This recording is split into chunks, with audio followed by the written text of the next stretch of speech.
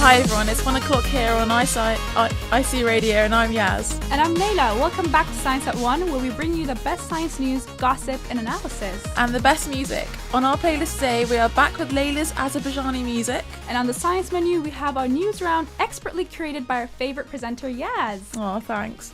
Not only that, but we'll be back with my audio package on rib stress fractures. And we're booking our regular series with Spot the Bot. That's all between 1 and 2 today at Science at 1, guys.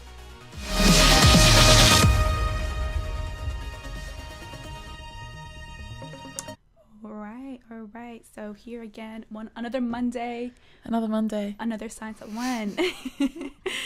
All right, guys. I guess, like always, let's get through our socials, right? So our emails is science19@gmail.com. That's 9 written as a number, so that's science19@gmail.com.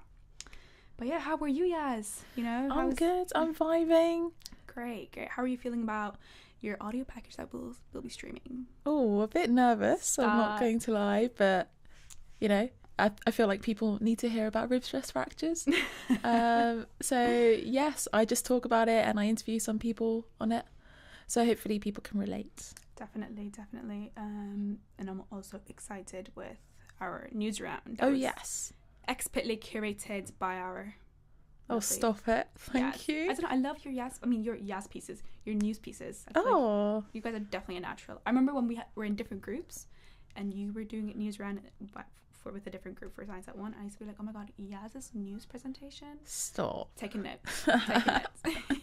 Oh, well, now I'm feeling the pressure. I feel like I can't live up to that. Stop. No, you will. I'm sure you will. Okay, so let's continue with a bit of music. Oh, yes. Yeah, to set the tone, and then we'll be back with our news round. The news. Yeah.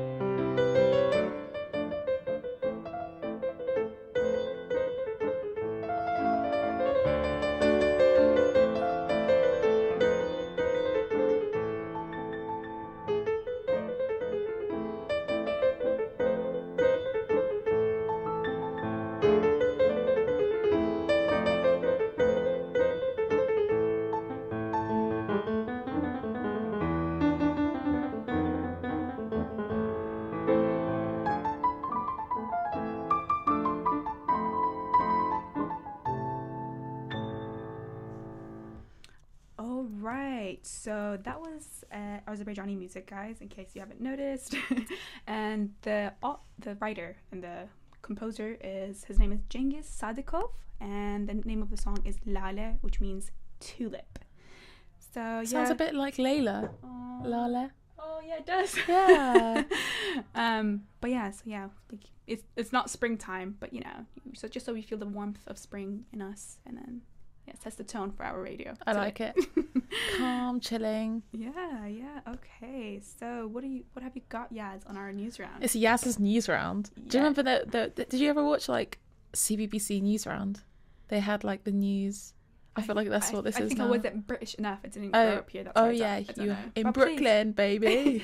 Enlighten me, please. What is CBBC? Oh, it was just like this 5-minute show in between like cartoons and stuff on CBBC, and they just gave us like the news for kids. Oh, okay. And that is now me, but for you guys. Okay. So the first bit of news is that the first ever sighting of a live newborn great white was seen. I know. That's crazy. So great whites, if you don't know, are the largest predatory sharks in the world with the most fatal attacks on humans. And it's tough to imagine them as newborn babies. But that's particularly because no one has ever seen one in the wild until now. So wildlife filmmaker Carlos and the UC Riverside biology doctoral student Philip were basically scanning the waters for sharks near the Santa Barbara on California's central coast.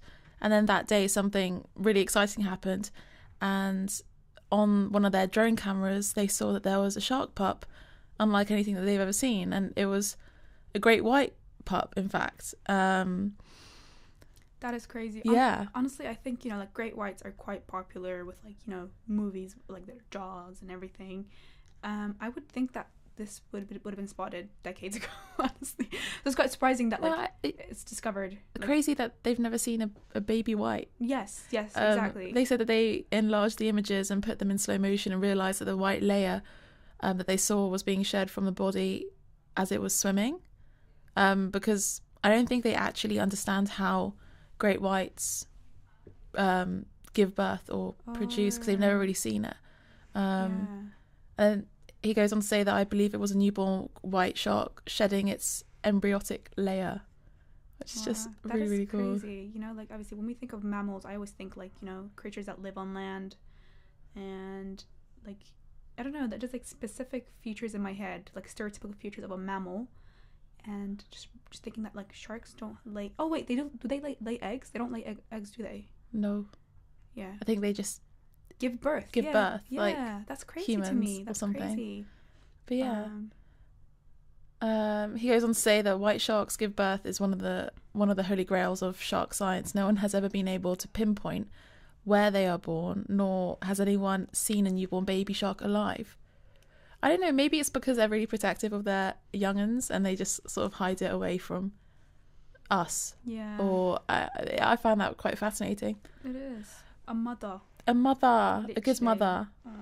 And it also, like, we know that the water makes up most of Earth, and like the oceans and stuff, and you know, with scientists and stuff have mostly discovered land, and there's so much. I remember I read in an article there was like a large percentage of like how much of the ocean we don't know about. Like we only know a little bit about like marine life, and that probably played a part in us not knowing much about shark eggs and.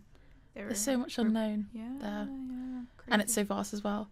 Maybe there's mermaids down there and we don't know about them, you know. Oh, maybe they are real. Bit controversial, you know. And I know there's like different parties. So actually, there's people who believe in mermaids, like worship them, and they think like they're alive. Okay, that's not very sciencey. I'm sorry. Oh my gosh, a bit mythical there. But onto resistant bacteria. Okay, so a study showed that resistant bacteria can remain in the body for years.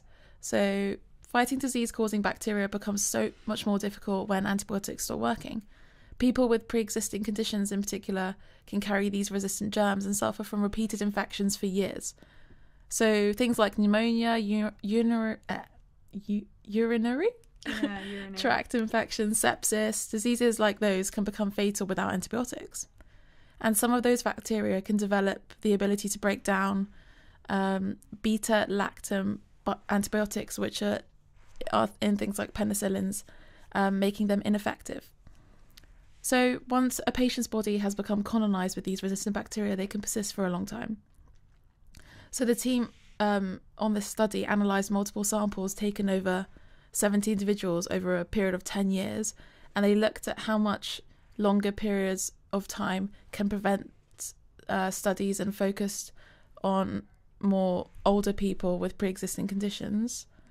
And their key question was whether and how resistant, I can't pronounce these bacterias, they're really long and they're Latin.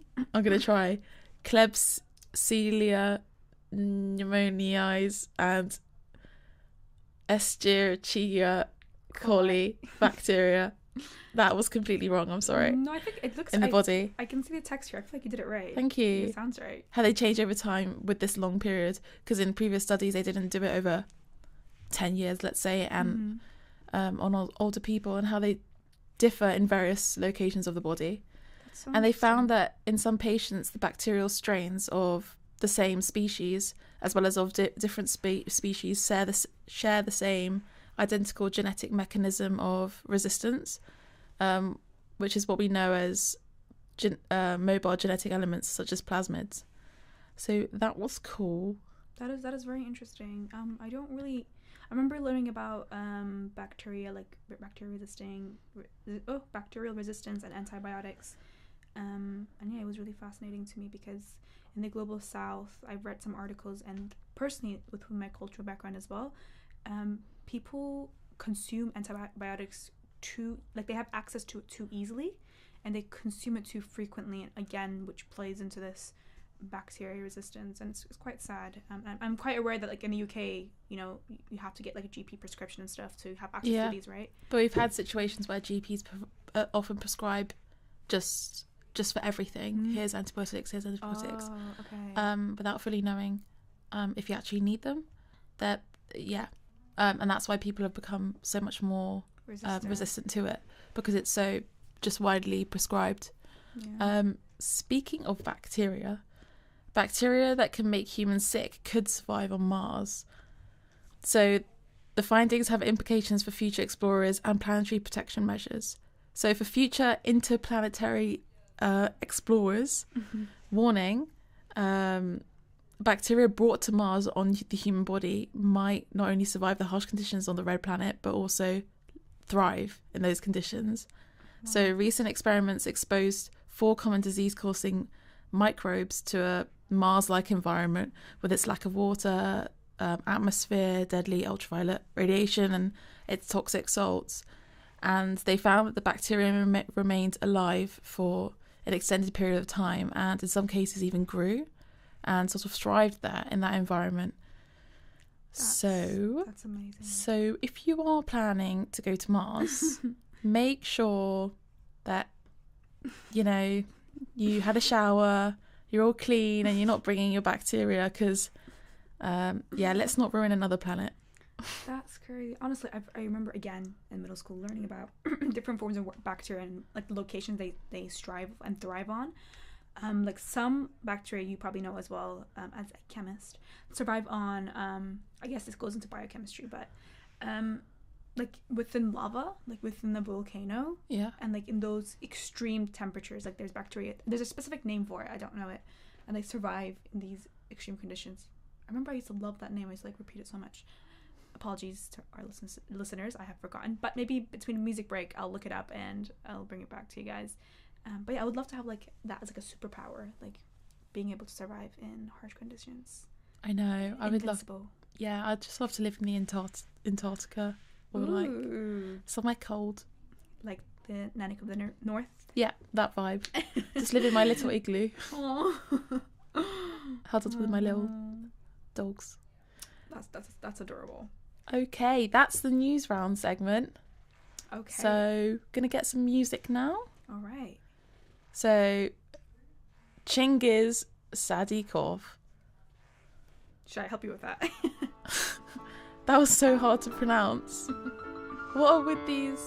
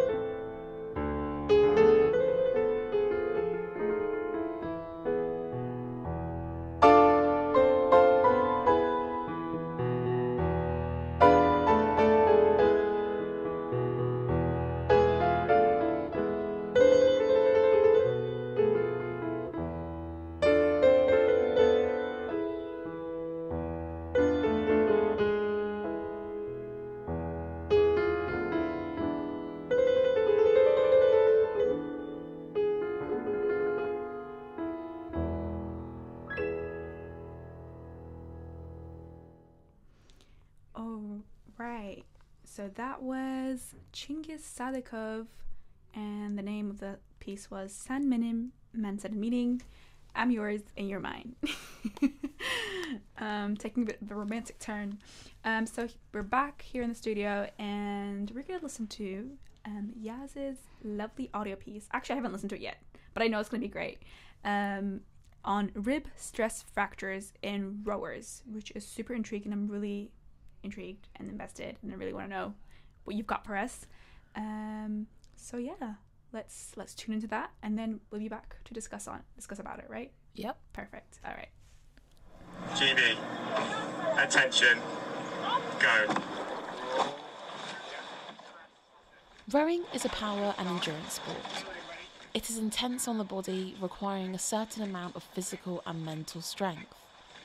As a student athlete, managing injury has become essential. However, this past month I've been suffering with what's called a rib stress fracture. I've been supported by a team of experts to learn more about a common yet overlooked issue among rowers. Rib stress fractures. Why do we get them? What are they? And how do we prevent them? Yeah, so my name is Kyle Booth.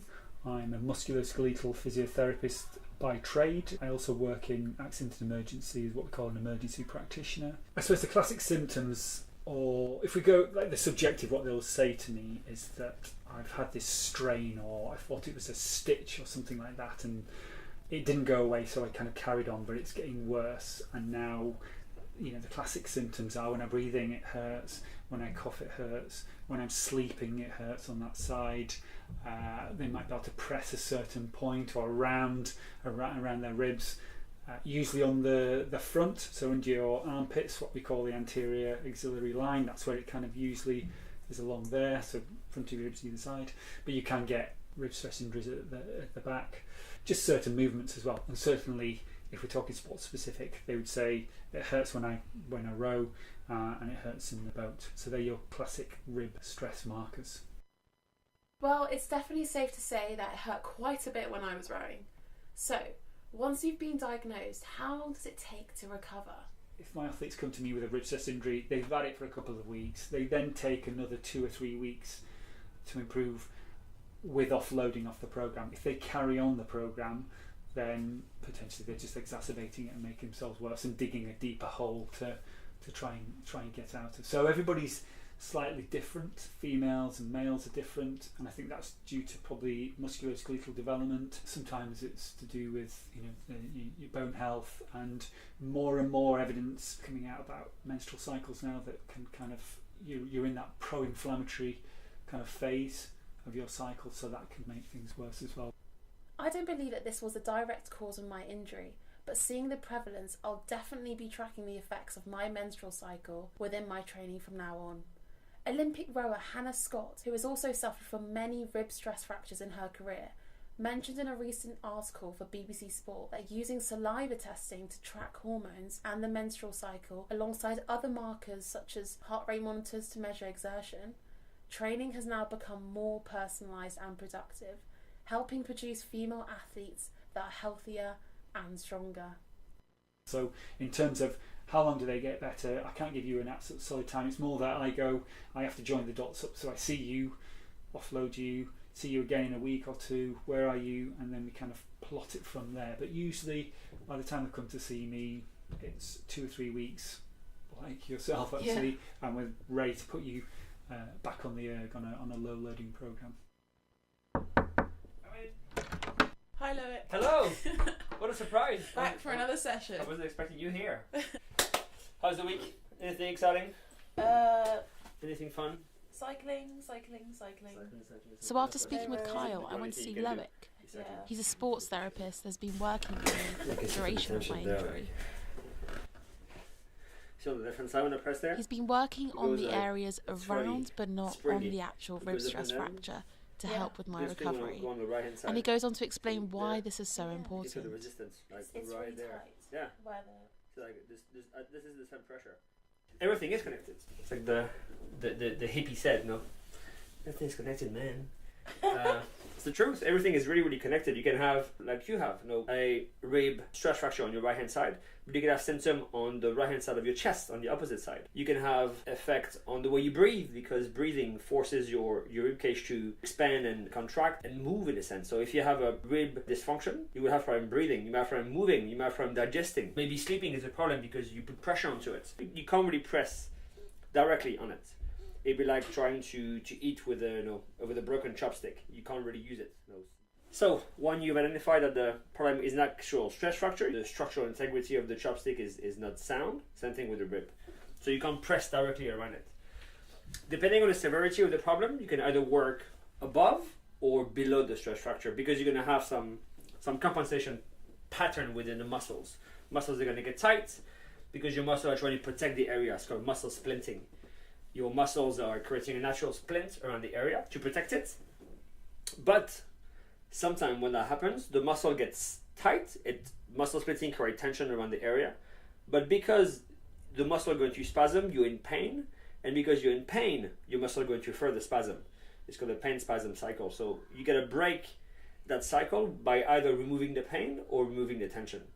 So what we've been doing together for the last couple of weeks is to try to remove the tension without creating too much pain.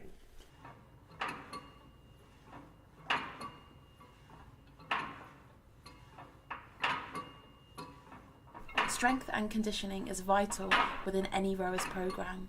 Hamza is the lead strength and conditioning coach at my club, and he explains how he tailors a weights program to rowers to prevent or minimize the risk of sustaining a rib type injury.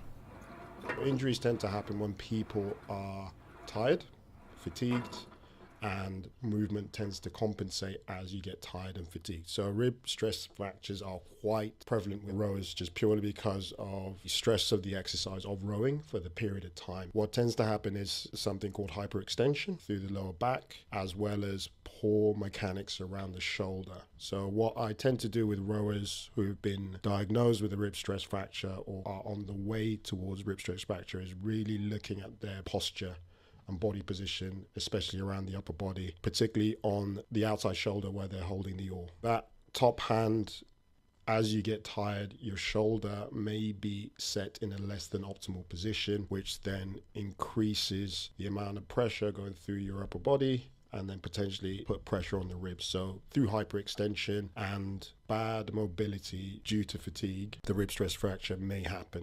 So there we have it, the Golden Trio.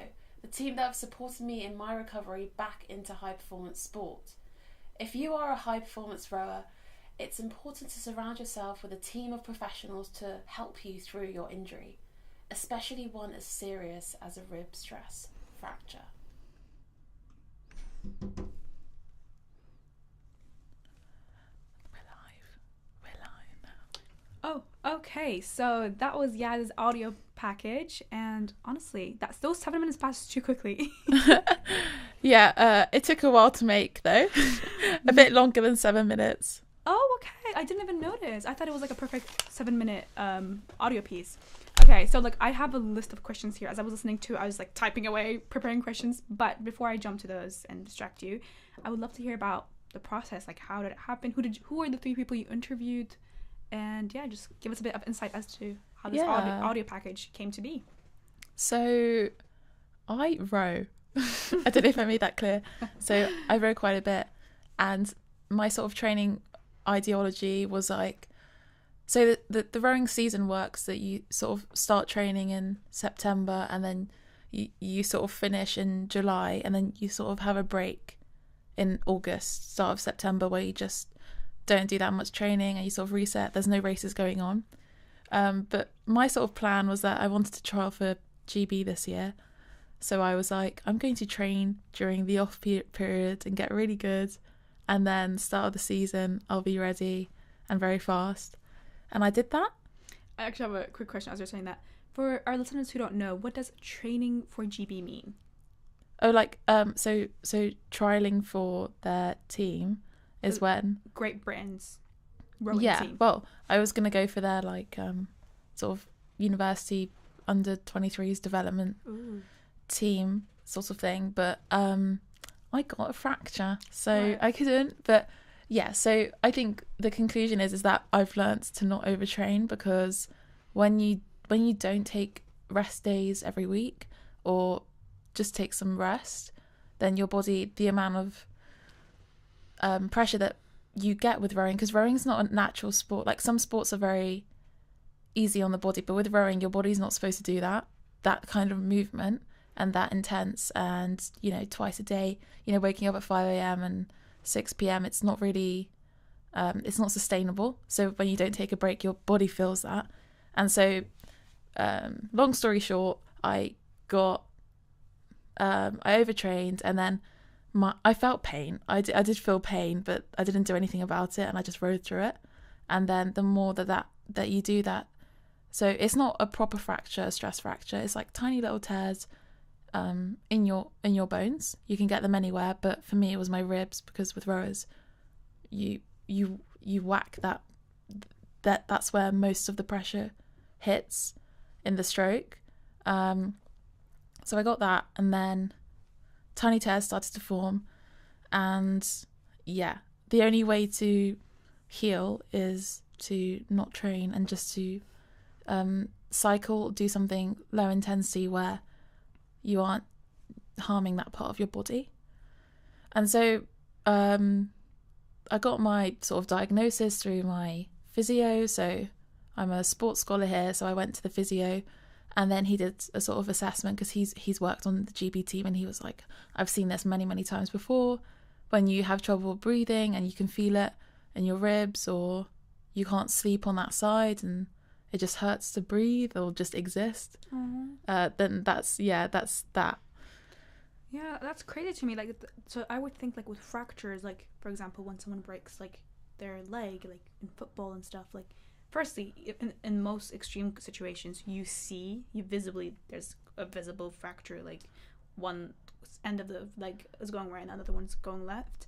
But then with others, like, in that moment, the intense pain, they automatically go into the A&E and they just get support. So through your 7-minute audio package and what you just shared now, I just felt like you get this fracture over time. Like, it doesn't happen right away, and you don't even notice it. You just go and, like, get a checkup, and you're like, oh, and then you learn that you have a fracture. Am I right? Is this? I think I've actually fractured my wrist, and it's completely, for me, the pain's completely different. That's why I was kind of in denial. I was like, guys, I'm fine. I can row through this. And, like, visibly, I can't see my wrist is snapped. Like, I could, but with a rib, I'm like, I'm fine, guys. Like, it's just, like, muscular. It's just a bruise or something. So it was actually really hard to sort of listen to advice, and I didn't for a while. I was like, guys, I'm rowing. I don't care. Yeah. Because it's different. I don't think the pain is as bad as obviously not as bad as a fracture, but it's sort of aching, and it's it prevents you from just living day-to-day life. And for me, initially, it was sudden, actually. I first felt it when I was at a training camp, and I was lifting a boat, and I was like, ow, like something just sort of was there. Yeah. And then I rode through it and made it worse. So the initial onset was actually sudden. Yeah, but I understand. It got worse and worse. But yeah. That's so interesting. Thank you. Can I ask another question? Yeah. Okay. So yeah, I again, in your audio package, when I think it was either your coach or your physiotherapist that mentioned fractures happen when athletes are tired and they're fatigued. And I want to ask, what are you advised to do this? Like, I'm assuming it's inevitable that you will be tired, like you're always tired, but I think you kind of briefly mentioned, like, taking frequent breaks. So I'm tired right now. I think it's just something that you've got to go through as an athlete, because you're training so much. But for me, it's just, I've learned that I will take a rest day a week. So when my coach sets a training program like he did today, because it's Monday for the week, he always puts Sundays as our rest day, recovery day, and actually writes that so you don't do anything, and then that's your block of training. And then on Monday we resume 6 days, and then recovery on a Sunday. But before, I did not take that recovery day. I did 2 extra sessions because I wanted to get ahead. But looking back, I don't think that will make you go ahead in the long term, because you're just going to fatigue yourself and get tired. So it's just about having rest days and listening to your body, because there's a difference between being tired and being unmotivated, maybe. No, like something's like wrong, like you really need to, because you can train through tiredness. It's normal, everyone has that. But there's something different when you're like in pain and you're injured. And also I've learnt to listen to my body and not be upset when I'm feeling fatigued, because as a female athlete, like your menstrual cycle is so important. So right now, this week, I'm at my strongest because I had my periods last week. But that last week and the week before that, I was at my weakest, and I was really upset because I had like a 5K test and I wasn't as fast, and I was just in so much pain. And it's a bit annoying as a female. We only have like 1 week a month where you're actually gonna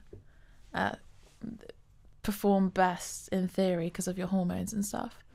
But yeah, I think it's really important to listen to that as well. It's really nice that you're given guidance as to like you're aware of how your body works within your menstrual cycle. That's something I recently learned. Where you're at where you are at your optimum, so best performing, and where you kind of like allow yourself to, I'm assuming, rest when your body is not, or just saying to myself mentally, it's okay that I didn't get this score on this erg, because it's fine, it's just a process, it's just yeah. Well, you said Sundays are your rest days, and we're on the same documentary filmmaking team, and we film on Sundays.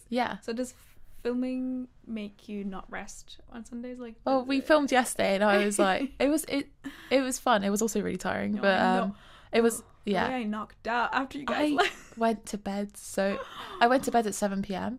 I know. I texted my friends being like, I'm going to bed, and they were like, what? I was like, I'm waking up at 5 a.m. the next day. I'm going to bed now. But it was really good. It's different, isn't it? Because it's not rowing, but it's so draining. But we didn't do any. I think like mentally draining. Thinking about the shots, talking. And I don't even know why I was so tired. That felt. But then obviously you had to travel to your the Piccadilly line is scary. When you said you've just got to sit on the Piccadilly line for an hour and you'll get there, I didn't believe it was actually an hour. It was an hour, and it's like so deep underground, and it's so claustrophobic, and it's just a tube.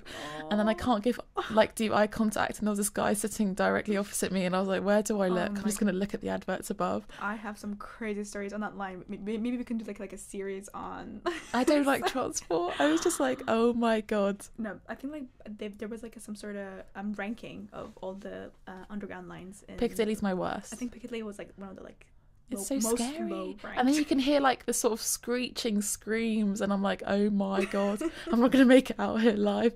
When I got off at South Ken, I was so happy. I was like, I can see the light or the dark. South Ken's like the prize at the end, like you're gonna go through you're gonna get there, and then at the end you'll get there eventually. All right, thank you so much, Yaz, for allowing us to stream. You're really enjoyable and just insightful also audio package, and giving us a sneak peek of your rowing life.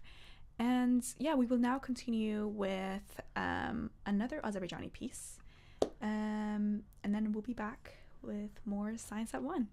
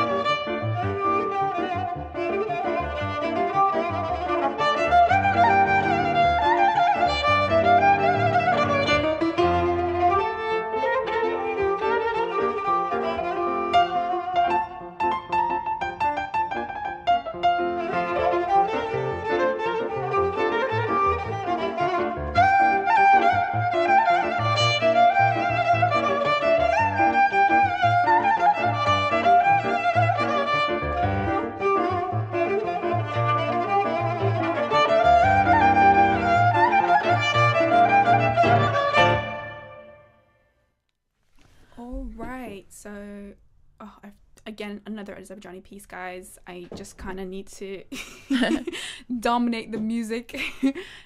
When I get involved, I just can't help it. I just love it. So again, same artist. We're kind of. I wish we were sponsored by this guy, Chingiz Sadikov, but unfortunately, he is dead. So, and he died like 2 years ago, which is really upsetting. Just missed him. But the name of the song is Kirpiklerin Oktur, which means your eyelashes are like arrows. I don't know what that means. Your eyelashes are like arrows. Actually, your whole family. I met them yesterday, and I was like, my God, their eyelashes are on fleek. Even your 11-year-old brother. Babes, your Iranian genes. You've got eyelashes. Stop. Thank you. Okay, so we're back with our Spot the Bot series, as always. Usually we would have a bit more of a crowd here. So I know over here which of these... So I've got a list of poems. I know which one of these are AI generated, and I know which ones are human generated. And then I'm going to ask Yaz, and then we can ask our producer Celine as well. And maybe she could just like text it on our Google Doc, or she could just like, it should thumbs up, thumbs down from the other side of the screen, and then we will see how things go. Okay, so I'm just going to start. Are you guys ready? Yeah, I'm ready. All right, so starting. Beneath the waves, life's beauty does bloom. Coral reefs vibrant in their watery tomb. Ecosystems thrive in oceans so deep. Science helps protect what we must keep. AI or human? Human. So Celine and Yaz are both saying this is human generated. And for our lovely listeners, you could totally write in our YouTube comments which one you think. If you think this first poem that I shared is AI generated or it is human generated. And drum roll please. It is ChatGPT. Oh. Yes. No, I was pretty confident in that as well. Yeah, unfortunately. But it's okay. Everybody makes mistakes. It's like a music line, right? That's like a lyric. Yeah. All right. So next one. I've got like a long list here. So I'm just like randomly selecting. Okay. In galaxies so vast, we seek the stars. Their shimmering lights from near and far. Cosmic mysteries, the universe unfurls. Science, our guide as we explore the worlds. ChatGPT. You Definitely. think ChatGPT? Okay, Celine thinks ChatGPT. It's just as well. It's just too much. Just too many random words. What does unfurls mean? Who says the word unfurls? Yeah, I'm sorry. But maybe someone does. Yeah. Okay. So I feel like this one was a bit obvious. I kind of gave it away with the unfurls, but again, drum roll. ChatGPT. Yay, go on right. All right. And then I'm gonna do. I mean, is there like a way of like? I feel like yes. One point we made is the way we can tell one is ChatGPT or human is like the words that are used, like uncommonly used it's words. The way it's like words like unfurls or yeah. Like you would find that in like dictionary probably, but not in like common language. Yeah. Anyways, you wouldn't use that in a poem. Yeah. I'm gonna go to the next one. In the dark, in the deep, deep dark, a speck floated, invisible as thought, weightly as God. There was yet no time, there was yet no space, no up, no down, no edge, no center. This is science related, guys, so I don't know how. I think it's called talk about the galaxies. That's like, I think that's human because it doesn't follow the same structure as what it's more, you know, like a 2-worder kind of thing. Like, This is a human. This is not following the usual trends. What does our producer think? She doesn't know. So she thinks human. So Selina's saying human, and so is Yaz. And you guys are right. Yes. It is human. I'm on a roll with this. The more practice I get. One day, I want to come to this series, and I know we don't always do poems, but if we do like a chart, like when we do this series, if we go off of poems, I want to write my own poem one day and like put it through your test. Yes. Okay, and then let's do another one.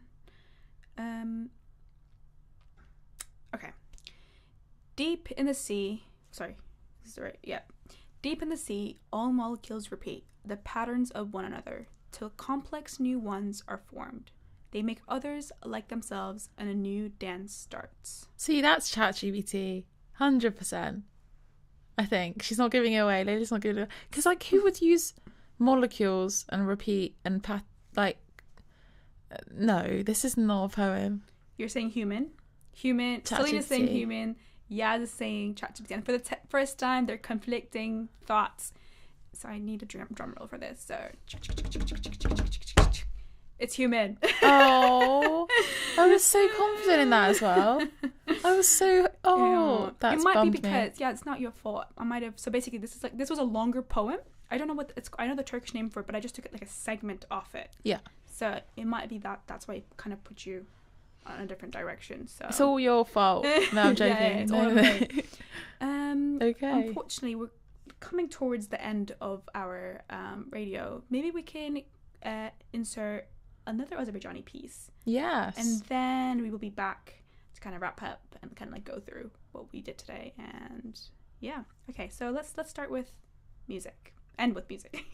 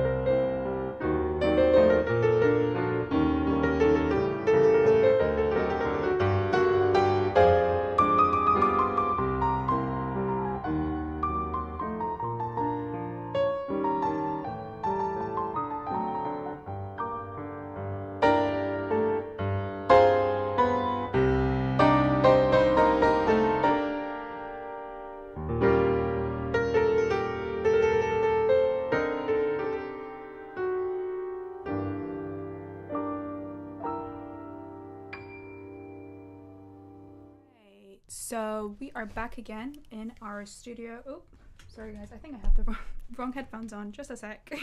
Please pause while we sort out some technical issues, and we're back. Yes. So again, this was actually a little duet with the original Azerbaijani guy that we've been listening since the beginning, and another guy named Imam Yar, and the name of the song was Feridem. Thank you so much, everyone, for just streaming us, being here at Science at 1. We started with a lovely news round with Yaz. Then we had, what did we have? We have audio. Yaz's audio piece. Audio package. We finished with some Spot the Bot. Yeah. And some lovely Azerbaijani music. Yes. Looking forward to our next week, Monday, here again, a little bit past 1 p.m. Yes. But yeah. It's alright, it's radio, no one dies, as Gareth says. Exactly. So, see you guys next week at the same time, same location, and lots of love. Bye. Bye.